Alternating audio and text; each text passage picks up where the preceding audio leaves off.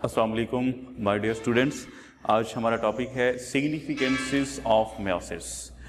Meiosis के significances हमने discuss करने हैं। मेयोसिस 1 मेयोसिस 2 हमने डिस्कस कर ली, तो देखते हैं कि इनके क्या सिग्निफिकेंसेस हैं। जैसे हमने माइटोसिस के सिग्निफिकेंसेस डिस्कस किए थे, आज हम मेयोसिस के सिग्निफिकेंसेस को डिस्कस करेंगे। सबसे पहली बात ये देखती हैं कि इसको ये मेयोसिस के जो सिग्निफिकेंसेस डिस्कवर किसने किए थे, ये एमसीक्यू अक्सर पूछ लेते हैं। Augustus Weissman, the scientific name, scientist name is Augustus Weissman. ये है हमारे पास 1890 के अंदर, 1890 के अंदर इसने सिग्निफिकेंसेस ऑफ मेयोसिस को डिस्कवर किया था। इसने कहा कि meiosis it's very important for the reproduction and the inheritance, both के लिए। सेक्सुअल रिप्रोडक्शन के अंदर मेयोसिस जो है इन्वॉल्वमेंट है, और उसके अलावा जो इनहेरिटेंस है that is the transmission of the character from one generation to another generation. तो इसके अंदर उसने रिप्रोडक्शन एंड इनहेरिटेंस 1890 के अंदर अगस्टस वीजमैन ने मेयोसिस के सिग्निफिकेंसेस को डिस्कवर किया था। बेसिकली मेयोसिस के जो सिग्निफिकेंसेस हैं उनकी तरफ आते हैं हम। अगर हम इसके बेसिक सिग्निफिकेंस देखें, इसके बेसिक सिग्निफिकेंस ये हैं कि ये एक तो नंबर ऑफ क्रोमोसोम्स को एक जनरेशन से नेक्स्ट मतलब सेकेंड जनरेशन के अंदर मेंटेन रखती है, ठीक है। और दूसरा इसका जो बेसिक सिग्निफिकेंस है वो है that is production of the variation in the next generation, जो कि माइटोसिस के अंदर नहीं है। Maintenance of the chromosomal set ये माइटोसिस के अंदर भी है, 46 होते हैं तो 46 आगे ट्रांसफर हो जाते हैं, लेकिन मेयोसिस भी मेंटेन रखती है क्रोमोसोम, लेकिन उसका हाफ नंबर ऑफ क्रोमोसोम का ये मेंटेनेंस होती है। लेकिन प्रोडक्शन ऑफ वेरिएशन ये इसका जो है वो सबसे बड़ा सिग्निफिकेंस है मेयोसिस का। तो देखते हैं दोनों के अंदर किस तरह से इसके सिग्निफिकेंस हैं। फर्स्ट है हमारे पास maintain wall of necessary not only to maintain the number of chromosome in the next generation but also production of the variation in the next generation, ये भी इसका सिग्निफिकेंस है। तो देखते हैं सबसे पहले maintenance of the chromosomes in the next generation किस तरह से है। डियर स्टूडेंट, इस स्केच को थोड़ा सा देख लेते हैं हम। यहाँ पर देखें, ये हमारे पास M का मतलब मदर सेल है हमारे पास, ये F फादर, ठीक है, ये हमारे पास पेरेंट हैं। मदर के अंदर भी 46 नंबर ऑफ क्रोमोसोम 23 पेयर होते हैं, और फादर के अंदर भी 23 पेयर होते हैं हमारे पास, ठीक है जी। जब यहाँ पर होती है मेयोसिस, तो मेयोसिस के रिजल्ट में 23 पेरेंट मदर से आते हैं हमारे पास 23, और फादर से भी कितने आते हैं 23 आते हैं। और फिर उसके बाद यहाँ पर होती है हमारे पास माइटोसिस होती है, ठीक है, मतलब जब फ्यूजन होती है आपस में, तो 46 नंबर ऑफ न्यू इंडिविजुअल के अंदर हमारे पास 46 नंबर ऑफ क्रोमोसोम होते हैं, और दोबारा से 23rd पेयर आ जाते हैं, 23 पेयर बन जाते हैं। फिर ये इस तरह से जो न्यू इंडिविजुअल होता है उसके अंदर 46। अब ये देखें, अगर यहाँ पर मेयोसिस ना होती, क्योंकि मेयोसिस नंबर ऑफ क्रोमोसोम को हाफ करती है, हमने लेक्चर के अंदर भी डिस्कस किया था, 46 को 23 करती है, यहाँ से भी 46 को 23 करती है, तो जिसमें ये आप जिनकी फ्यूजन होती है तो 46 न्यू इंडिविजुअल के अंदर आ जाते हैं।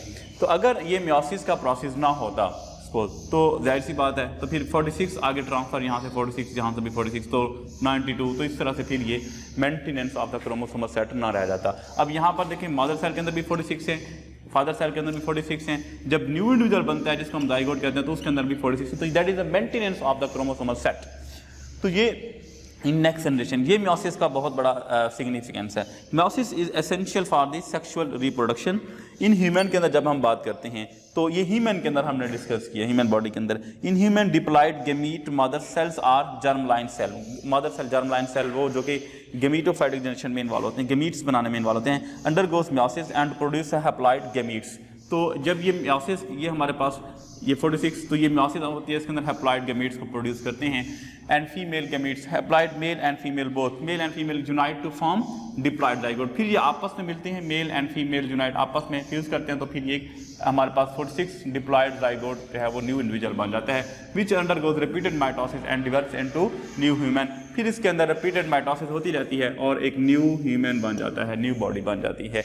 तो that is maintenance of the chromosomes in the human body. उसके अलावा प्लांट्स के अंदर जब हम डिस्कस करते हैं, तो प्लांट्स के अंदर थोड़ा सा डिफरेंट है।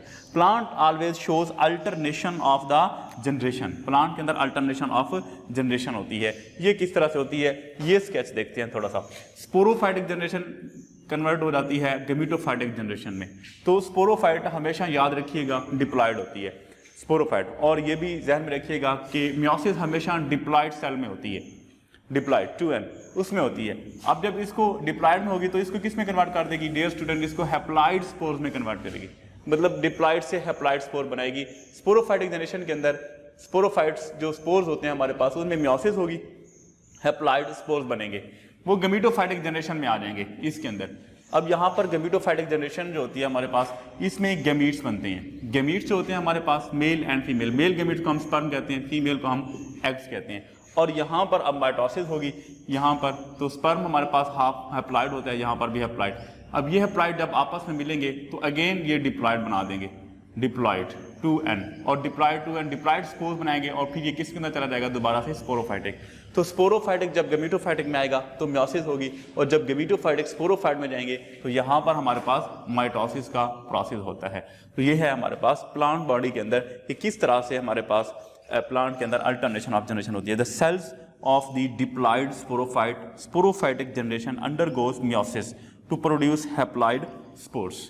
स्पोरोफाइटिक जनरेशन क्योंकि डिप्लॉयड है यहाँ पर मियोसिस होगी और हमारे पास हैप्लॉयड स्पोर्स बनेंगे और उनको हम गमीट्स कहते हैं। और वो कौन कौन से हैं, मेल के अंदर एग हैं और फीमेल के अंदर मेल के अंदर स्पर्म और फीमेल के अंदर एग होते हैं। The spores grows into haploid gametophytic generation, और वही जो स्पोर होते हैं, ये जो स्पोर होती है ये गमीटोफाइटिक जनरेशन के अंदर डेवलप हो जाते हैं। और फिर इसके अंदर क्या होता है, generation produce haploid gametes through mitosis. Mitosis के जरिए से हैप्लॉयड गमीट्स बनाएंगे, egg and sperm. The gametes combine to form diploid, फिर वही गमीट्स मेल हैप्लॉयड स्पर्म और हैप्लॉयड एग ये आपस में कंबाइन होंगे और डिप्लॉयड जाइगोट बना देंगे, अंडरगोज। फिर उसके अंदर दोबारा से रिपीटेड माइटोसिस, बार बार माइटोसिस होती रहेगी। डिप्लॉयड है तो आगे डिप्लॉयड स्पोरोफाइट जनरेशन ही प्रोड्यूस करेगा, क्योंकि ये हमारे पास माइटोसिस हो रही है। अगर मियोसिस होती तो हैप्लॉयड हो रहा था, लेकिन क्योंकि यहाँ पर माइटोसिस, यहाँ पर भी माइटोसिस, यहाँ पर भी माइटोसिस, तो डिप्लॉयड स्पोरोफाइट जनरेशन आगे स्टार्ट हो जाती है to become are diploid sporophyte. फिर इसके रिजल्ट में डिप्लॉयड स्पोरोफाइट दोबारा बन जाता है। तो that is all about alternation of generation in the plant. Plant के अंदर अल्टरनेशन ऑफ जनरेशन होती है और ह्यूमन बॉडी के अंदर maintenance of the chromosomal set होता है, मियोसिस और माइटोसिस पहले होती है। उसके बाद इसका सेकंड सिग्निफिकेंट हम देखते हैं ये क्या होता है, that is the production of the variation in the next generation. Meiosis means meiosis का मतलब सेक्सुअल रिप्रोडक्शन का, सेक्सुअल रिप्रोडक्शन, और माइटोसिस एसेक्सुअल रिप्रोडक्शन के लिए होती है। मियोसिस की प्रोफेज 1 हमने डिस्कस की थी, उसके अंदर क्या था, उसके अंदर ये था हमारे पास जब हमने मेटाफेज को चेक किया उसके अंदर हैप्लॉयड थे, एनाफेज को चेक किया तो पुलिंग फोर्स की वजह से एक क्रोमोसोम एक तरफ चला गया, दूसरा क्रोमोसोम दूसरी तरफ चला गया। और प्रोफेज के अंदर प्रोफेज 1 में एक प्रोसेस हुआ था जिसको हम कहते हैं crossing over. Crossing over only homologous chromosome meiosis के अंदर होती है। अब उसमें क्या होता है कि दो हमारे पास ये जो क्रोमोसोम हैं ये आपस में जेनेटिक मेकअप मतलब जो सेगमेंट्स हैं वो एक दूसरे के साथ एक्सचेंज करते हैं। ये अपने सेगमेंट इसको दे देता है और ये सेगमेंट इसको दे देता है।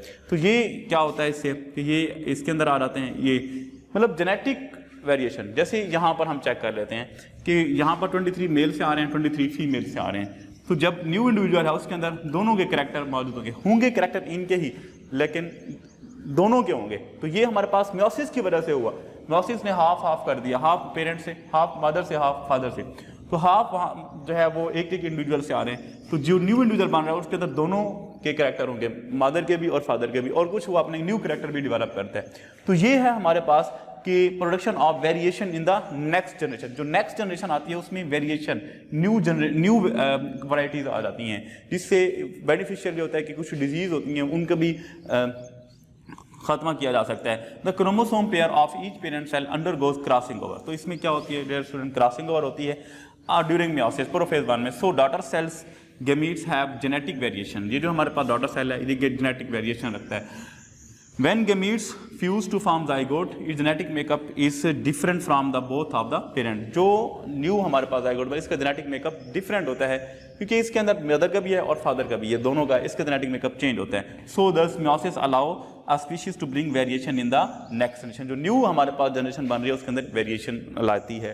तो इसमें अडॉप्टेशन ये हैं कि beneficial variation help the organism to adopt better changes in the environment. तो बेनिफिशियल जो हमारे पास वेरिएशन होती हैं उनका फ़ायदा ये होता है कि इन्वायरमेंट के अंदर अडॉप्टेशंस ऑर्गेनिज्म इजीली कर सकते हैं। इसके अलावा डिजीज़ भी इससे ख़त्म हो सकती हैं, क्योंकि जो न्यू इंडिविजुअल है उसके अपने भी करेक्टर्स होते हैं और from both mother and father से करेक्टर्स आते हैं, तो उनके जो न्यू ऑर्गेनिज्म होता है उसके अंदर वेरिएशन आ जाती हैं। तो ये वेरिएशन का सबब मियोसिस है, माइटोसिस नहीं हो सकता, क्योंकि माइटोसिस ओनली जो भी कंपोजिशन होती है एक सेल की वही आगे न्यू सेल, आगे जो डॉटर सेल होता है उसमें ट्रांसफ़र हो जाती है। लेकिन मियोसिस के अंदर जो डॉटर सेल होता है, पेरेंट सेल दोनों के मिलने से, मियोसिस के होने से के बाद जो न्यू सेल बनता है उसमें वेरिएशन आ जाती हैं, चेंजेस आ जाती हैं। तो that is all about production of variation in the next generation, that is done only by the meiosis. ये मियोसिस के वजह से होता है और हमने मियोसिस की प्रोफेज 1 के अंदर क्रॉसिंग ओवर का मैकेनिज्म डिस्कस किया था। होप सो डियर स्टूडेंट आपको ये लेक्चर समझ आ गया होगा। इंशाअल्लाह नेक्स्ट लेक्चर के अंदर हम एरर्स इन मियोसिस और कंपैरिजन को डिस्कस करेंगे। Thank you so much. अल्लाह हाफिज़।